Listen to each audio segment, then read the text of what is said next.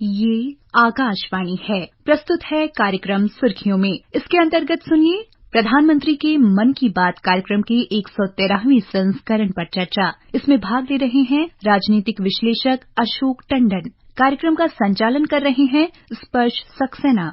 आज प्रधानमंत्री नरेंद्र मोदी के मन की बात का 113वां एपिसोड आकाशवाणी से प्रसारित हुआ, जिसमें प्रधानमंत्री ने भारतवासियों से कई विषय पर अपने विचार साझा किए, जिसमें अंतरिक्ष की नई ऊंचाइयों से लेकर प्रेरणादायक स्थानीय प्रयासों तक और राष्ट्रीय अभियानों की लहरों से गुजरते हुए पर्यावरण तथा फिटनेस और पोषण पर बात की। और आज हम देखेंगे कि कैसे ये सभी बातें हमारे देश के भविष्य को आकार देती हैं और भारत को एक नए उजाले की ओर ले जा रही हैं। आज मन की बात के मुख्य बिंदुओं पर चर्चा करने के लिए हमारे साथ जुड़े हैं राजनीतिक विश्लेषक अशोक टंडन। अशोक जी, आकाशवाणी में आपका स्वागत है। प्रधानमंत्री मोदी ने मन की बात कार्यक्रम में अंतरिक्ष से शुरुआत करी और मेरा भी पहला सवाल आपसे उसी से जुड़ा रहेगा। हमने बीते कुछ सालों से देखा कि सरकार का खासा ध्यान स्पेस सेक्टर की ओर है और प्रधानमंत्री मोदी ने चंद्रयान-3 की सफलता और बढ़ते अंतरिक्ष क्षेत्र पर भी प्रकाश डाला।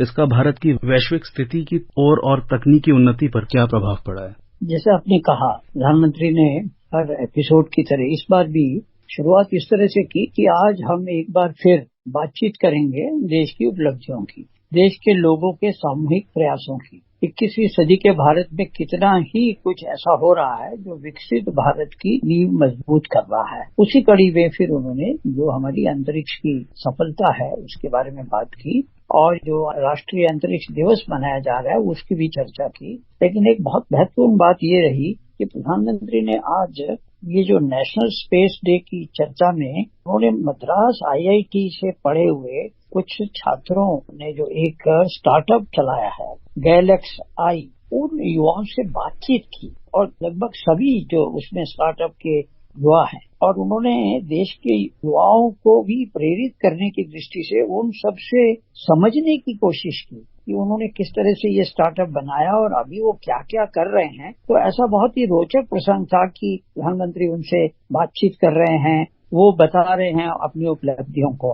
तो ये एक शुरू में जो उन्होंने बात की और फिर इसी कड़ी में उन्होंने श्रोताओं को ये भी बताया कि पहला जो स्पेस डे जिसको हम मना रहे हैं क्योंकि पिछले वर्ष इसी दिन चंद्रयान-3 ने चांद के दक्षिणी हिस्से में शिव शक्ति बिंदु पर सफलतापूर्वक लैंडिंग की और भारत इस गौरवपूर्ण उपलब्धि को हासिल करने वाला दुनिया का पहला देश बना था। तो ये तो आज हुई बात स्पेस के बारे में, जिस तरह से प्रधानमंत्री ने हम लोगों को बताया। लेकिन एक और बड़ी महत्वपूर्ण बात उन्होंने जो आज कही, क्योंकि उन्होंने कहा कि मैंने जो लाल किले से बिना राजनीतिक पृष्ठभूमि वाले 1 लाख युवकों को राजनीतिक व्यवस्था से जुड़ने का आह्वान किया था और ये शायद आजादी के बाद किसी प्रधानमंत्री ने इस प्रकार का आह्वान नहीं किया। एक तरह से परसेप्शन ये बनता जा रहा है कि भारत की राजनीति में वही आ रहे हैं जिनके पिता या माता या उनका परिवार, जिसको हम राजनीति में परिवारवाद कहते हैं, उसकी पृष्ठभूमि में उन्होंने ये जो आह्वान किया था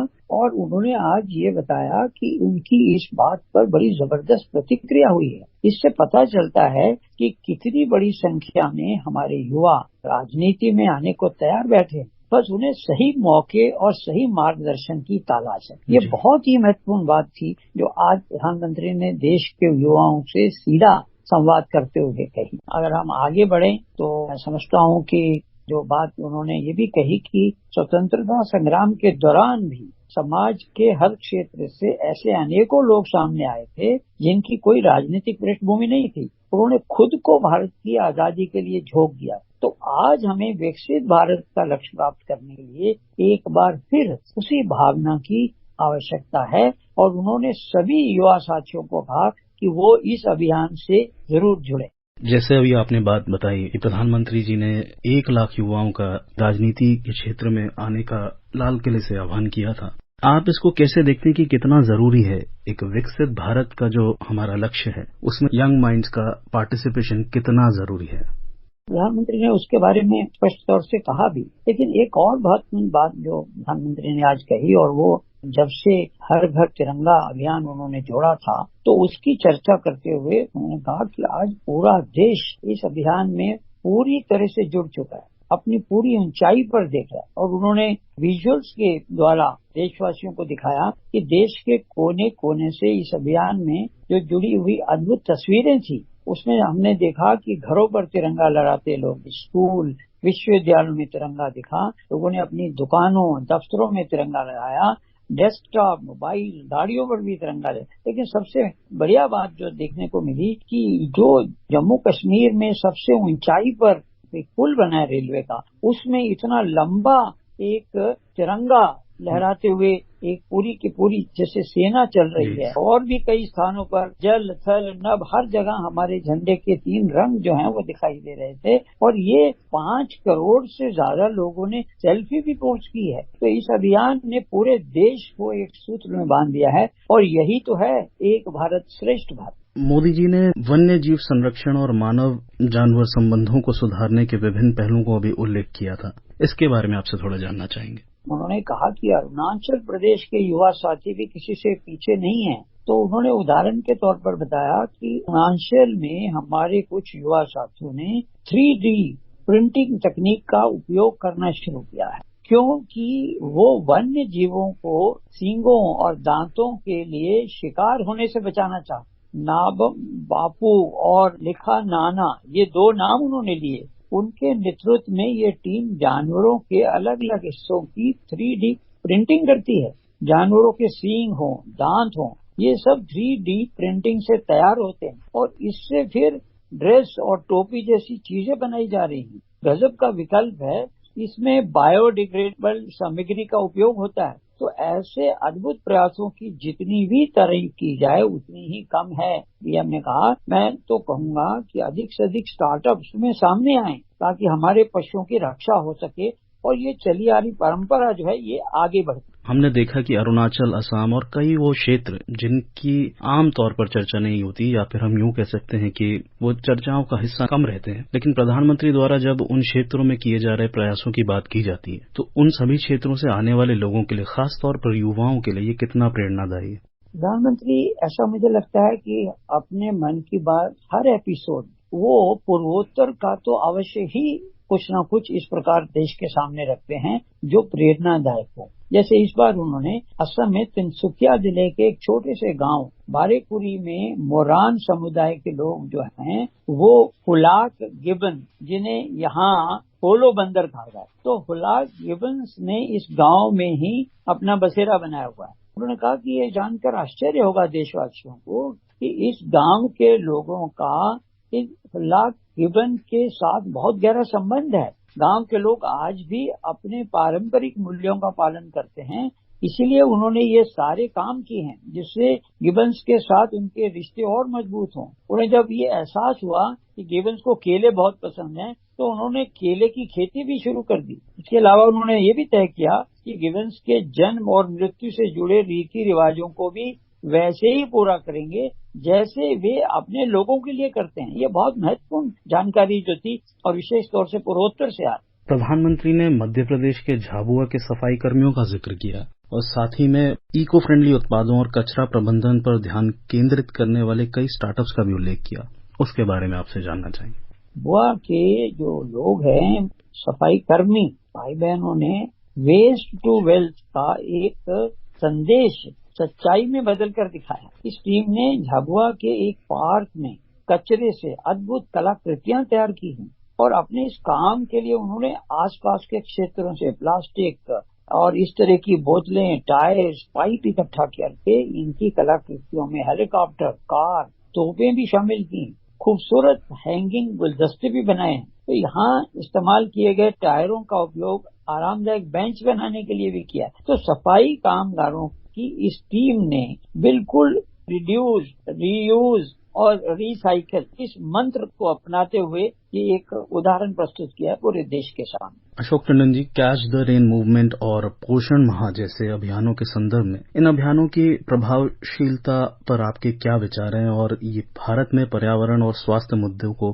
कैसे संबोधित किया जाता है? कई क्षेत्रों में ये काम हो रहा है पर्यावरण के अनुकूल, लेकिन सबसे महत्वपूर्ण बात यह है कि अब हमारे जो पर्यटन स्थल है, विशेषकर पहाड़ी इलाकों में, पहले कचरे को देखकर ये जो लोगों में ई कॉन्शियसनेस आई है और ये इससे की जो टीमें बनी हैं, यानी कई सारे स्टार्टअप्स की टीमें पर्यावरण को बढ़ावा देने के लिए ऐसे प्रयास कर रही हैं। और एक टीम ने तो इकोकारी नाम से स्टार्टअप शुरू किया है। ये प्लास्टिक जो अपशिष्ट होता है से अलग अलग खूबसूरत चीजें बनाते हैं। ये खिलौनों को रिसाइकल करके ऐसा जिसमें मिलकर काम कर रहे हैं, तो कई बच्चों के कितनी ही जल्दी खिलौनों से उब जाते हों, वहीं ऐसे बच्चे भी हैं जिन्हें कभी खिलौनों का सपना सोए रहते हैं। तो ऐसे खिलौने जिससे अब बच्चे नहीं खेलते, उन्हें लोगों को ऐसी जगहों पर देना चाहिए ताकि उनका उपयोग हो सके, और ये पर्यावरण की रक्षा का भी एक रास्ता है। ये जो खिलौनों के बारे में भी प्रधानमंत्री लगातार अपने मन की बात में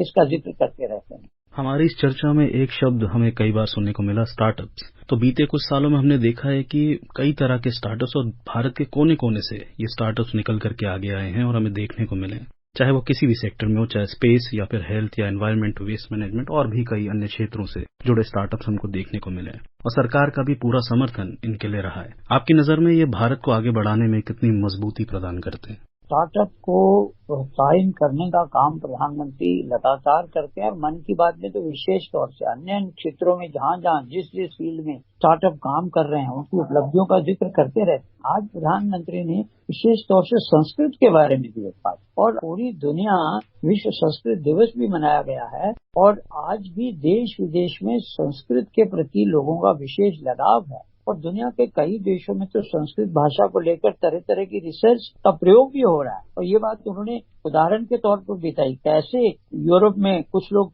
संस्कृत के नाम पर कई कार्यक्रम चला रहे हैं। तो जब हम बात कर रहे हैं तो हम ये देखते हैं कि पोषण के बारे में भी प्रधानमंत्री का बहुत आग्रह रहता है, और उन्होंने कहा कि बच्चों का पोषण तो देश की प्राथमिकता भी है। तो वैसे तो ये पोषण पूरे साल हमारा ध्यान रखता है, लेकिन एक महीना देश इस पर विशेष फोकस करे, और इसके लिए हर साल 1 सितंबर से 30 सितंबर के बीच पोषण माह मनाया जाता है। तो पोषण को लेकर लोगों को जो जागरूक बनाने के लिए पोषण मेला, एनीमिया शिविर, नवजात शिशुओं के घर की विजिट, सेमिनार, वेबिनार जैसे कई तरीके अपनाए जा रहे हैं। कितनी ही जगहों पर आंगनबाड़ी के तहत माँ बच्चा समिति की स्थापना भी हुई है, और पिछले वर्ष तो पोषण अभियान को एक नई शिक्षा नीति के साथ भी जोड़ा गया। यानी पोषण भी, पढ़ाई भी इस अभियान के द्वारा बच्चों के संतुलित विकास पर फोकस किया जा रहा है। तो ये सब लोगों को उन्होंने इसके प्रति जागरूक रहने के लिए कहा, और इस अभियान से जुड़ने के बारे में भी कहा।